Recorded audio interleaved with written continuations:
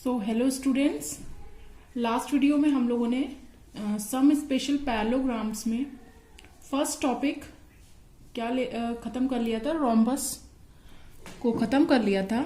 ठीक है, अब आज का टॉपिक है हमारा रेक्टेंगल। ठीक है, आज हम लोग इसको पढ़ेंगे, इसकी कौन सी प्रॉपर्टीज होती हैं। ठीक है, सो जैसा कि हमारी हेडिंग है कि सम स्पेशल पैरेललोग्राम्स, तो ये पैरेललोग्राम तो है ही। ठीक है, अब इसकी और क्या प्रॉपर्टीज है पढ़ते हैं। तो rectangle is a parallelogram with equal angles. क्या होता है रेक्टेंगल में जो होता है, ये जो इसके एंगल्स हैं, 4 एंगल्स हैं, वो सब के सब क्या होते हैं, इक्वल होते हैं। ये इसकी पहली प्रॉपर्टी है। ठीक है, तो क्या है इसकी पहली property? A rectangle is a parallelogram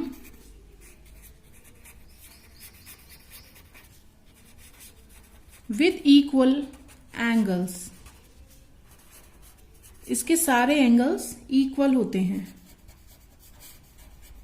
okay,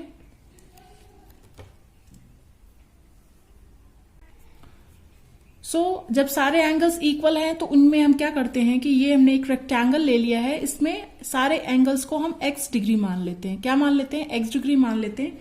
इससे हमें पता चल जाएगा कि सारे एंगल्स होते कितने डिग्री के हैं, हमारी वैल्यू आ जाएगी। ठीक है, तो हमने सबको x डिग्री मान लिया और कितने हैं ये सबके सब एंगल? 4 एंगल्स हैं। ठीक है, तो पहले क्या करते हैं, लिख लेते हैं let the measure of each angle be x degree. x degree का ईच एंगल हमने मान लिया, तो कितने एंगल हैं? 4 एंगल हैं। तो इसकी वजह से क्या हो जाएगा, और क्या कहते हैं, क्वाड्रिलेटर में चारों एंगल का सम कितना होता है? 360 डिग्री होता है। तो x plus x plus x plus x 4x हो जाएगा, और चारों एंगल का सम क्वाड्रिलेटर में क्या होता है? 360 डिग्री होता है। ठीक है, तो क्या हो जाएगा, अब यहां से हमारी x डिग्री की वैल्यू आ जाएगी 360 बाय 4 से हमें डिवाइड करना है, तो कितनी आ गई? x की वैल्यू क्या आ गई? 90 डिग्री। ठीक है, x हमारा आ गया 90 डिग्री। तो रेक्टेंगल का जो सारे एंगल हैं वो कितने डिग्री के हो जाएंगे? 90 डिग्री हो जाएंगे। मतलब रेक्टेंगल का ईच एंगल राइट एंगल होता है, 90 डिग्री का होता है। ठीक है, फिर कहते हैं कि ये पैरेललोग्राम तो है ही, तो पैरेललोग्राम की क्या प्रॉपर्टी थी? फर्स्ट हमने पढ़ा था कि उसके अपोजिट साइड्स इक्वल होते थे पैरेललोग्राम में। तो अगर ये पैरेललोग्राम है तो इसमें भी ये प्रॉपर्टी होगी। तो इसका मतलब क्या है, ये जो AB is equal to CD है, ठीक है, और BC is equal to AD है, अपोजिट साइड्स यहां भी इक्वल होंगी। ठीक है, तो इसको मैं यहां लिख भी देती हूं कि AB is equal to CD होगा, अपोजिट साइड इक्वल होंगी, पैरेललोग्राम है तो, और BC is equal to AD। ठीक है, और पैरेललोग्राम की क्या प्रॉपर्टी थी? हम लोगों ने पढ़ा था कि उसके डायगोनल्स क्या करते थे? बाइसेक्ट करते थे। ठीक है, इट मींस वो क्या करते थे? डायगोनल्स को इक्वल पार्ट में डिवाइड करते थे। वो चीज, वो प्रॉपर्टी इसमें भी है, रेक्टेंगल में भी, कि इसके डायगोनल्स भी क्या करते हैं? बाइसेक्ट करते हैं। तो हमने क्या पढ़ लिया? 3 चीजें पढ़ ली रेक्टेंगल में। क्या कि इसका ईच एंगल इक्वल होता है, और वो क्या होता है? 90 डिग्री का होता है, अपोजिट साइड्स इक्वल होती हैं, और क्या करते हैं, इसके डायगोनल्स क्या करते हैं? बाइसेक्ट करते हैं एक दूसरे को। ठीक है, बट एक चीज और है इसमें कि जैसा कि पैरेललोग्राम में था कि वो बाइसेक्ट करते थे वहां पे डायगोनल्स, यहां पर भी डायगोनल बाइसेक्ट कर रहे हैं। बट पैरेललोग्राम में क्या होता था? डायगोनल्स डिफरेंट लेंथ के भी हो सकते थे। मतलब कि ऐसा जरूरी नहीं था कि जो दोनों डायगोनल्स हैं वो इक्वल लेंथ के होने चाहिए, बट रेक्टेंगल में दोनों डायगोनल्स इक्वल लेंथ के होते हैं। सो यही हमारी प्रॉपर्टी है रेक्टेंगल की कि the diagonals of a rectangle are of equal length. ये प्रॉपर्टी तो है, अब हम लोग इसको क्या करेंगे, प्रूव करेंगे कि कैसे हमारे जो रेक्टेंगल के डायगोनल्स हैं वो इक्वल लेंथ के होंगे।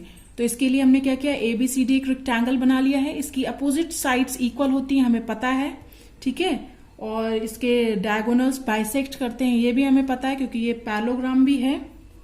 और क्या है कि इसको प्रूव करने के लिए हमें दो ट्रायंगल्स, ये जो ABC, ठीक है, इसको हमने यहां पे अलग से ड्रॉ कर लिया है, और ADB इसको भी अलग से ड्रॉ कर लिया। इन दोनों की कॉन्ग्रुएंसी प्रूव करके ही हमें ये प्रूव कर पाएंगे कि इसके डायगोनल्स इक्वल लेंथ के होते हैं। तो इन्हें हमने अलग से भी ड्रॉ कर लिया है, ठीक है।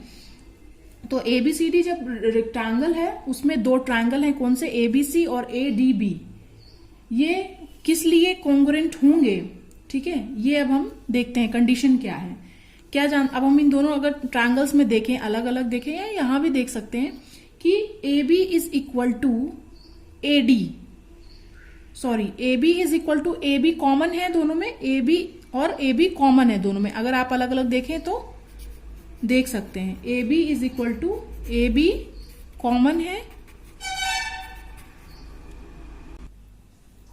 नेक्स्ट क्या होगा, BC is equal to AD, BC is equal to AD क्या है, ये opposite side of the rectangle है, तो क्या होंगे, ये इक्वल होंगे, ठीक है। किस लिए ये इक्वल होंगे, क्योंकि ये अपोजिट साइड्स ऑफ रेक्टेंगल है, ठीक है। सो ये हो गया सेकंड। और थर्ड क्या है, angle A is equal to angle B, angle A is equal to angle B, इसमें देखें या फिर अलग अलग में देखें, angle A is equal to angle B। क्यों हो जाएंगे एंगल A और B इक्वल, क्योंकि ये है, इसके सारे ही एंगल्स इक्वल होते हैं, रेक्टेंगल के सारे ही 90 डिग्री के होते हैं, इज इक्वल टू 90 डिग्री, इसलिए इक्वल है, ठीक है। अब ये तीन कंडीशंस क्या है, हमने इसमें दो ट्रायंगल में ये देख ली, तो ये क्या हो जाएगा, ट्रायंगल हमारे दोनों क्या हो जाएंगे, कॉन्ग्रुएंट हो जाएंगे। Triangle ABC is congruent to triangle ABD, दोनों हो गए कॉन्ग्रुएंट, ठीक है। कौन सी कॉन्ग्रुएंसी कंडीशन से, बाई SAS, दो साइड्स हैं और एक एंगल है, तो क्या हो जाएंगे, बाई SAS क्राइटेरिया, ये दोनों कॉन्ग्रुएंट हो गए, ठीक है। तो अब इसकी वजह से क्या हो जाएगा, 10 AC is equal to BD, AC is equal to BD हो जाएगा।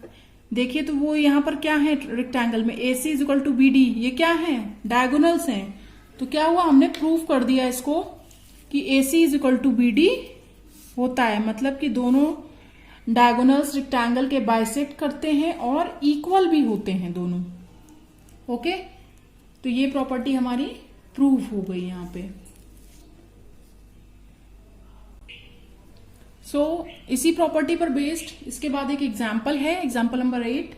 इसमें दिया गया है कि RENT is a rectangle, its diagonal meet at O, find X if OR is equal to 2x plus 4 और OT is equal to 3x plus 1।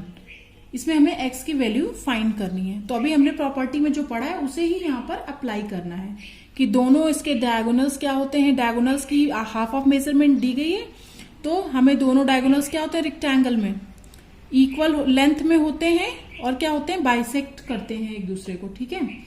तो हम लोग देखेंगे कि OT क्या है, हाफ है डायगोनल का, T डायगोनल जो है उसका हाफ है OT, ठीक है। और OR जो है वो है RN डायगोनल का हाफ, ठीक है। हाफ इसलिए बोल रहे हैं क्योंकि हमें पता है कि डायगोनल बाइसेक्ट कर रहे हैं, मींस दो डायगोनल्स आपस में इक्वल पार्ट में डिवाइड हो रहे हैं, मतलब OR is equal to ON, OE is equal to OT होगा, ठीक है। सो क्या होगा कि जब ये इक्वल हैं तो उनके हाफ भी क्या होंगे, इक्वल होंगे ना, क्या हो जाएंगे, हाफ भी इक्वल होंगे। जब ये इज इक्वल टू ये है, डायगोनल्स हमारे क्या हैं, इक्वल हैं, तो उनके हाफ भी इक्वल ही होंगे। पैरेललोग्राम में और क्या कहते हैं स्क्वायर में, सॉरी स्क्वायर में नहीं, रोम्बस में हम ये कंडीशन नहीं कर सकते थे। क्यों? क्योंकि उसमें क्या थे, डायगोनल्स हमारे इक्वल नहीं थे, तो वहां पर हमारे हाफ्स इक्वल नहीं होते थे।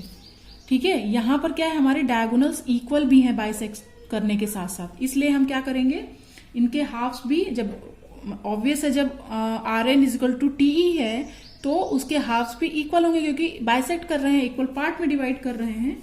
तो हम लोग ऐसे लिख देंगे कि OT is half of diagonal TE। ठीक है, फिर नेक्स्ट चीज क्या है, OR दिया हुआ है हमें, तो OR क्या है, OR is half of diagonal RN। ठीक है, अब डायगोनल्स क्या है, इक्वल हैं, डायगोनल्स आर इक्वल हेयर। क्यों? क्योंकि डायगोनल्स, ये मैं पूरा नहीं लिख रही हूं, ये डायगोनल्स है, diagonals of rectangles are equal in length. Okay, ये हम लोगों ने अभी प्रूव भी किया है।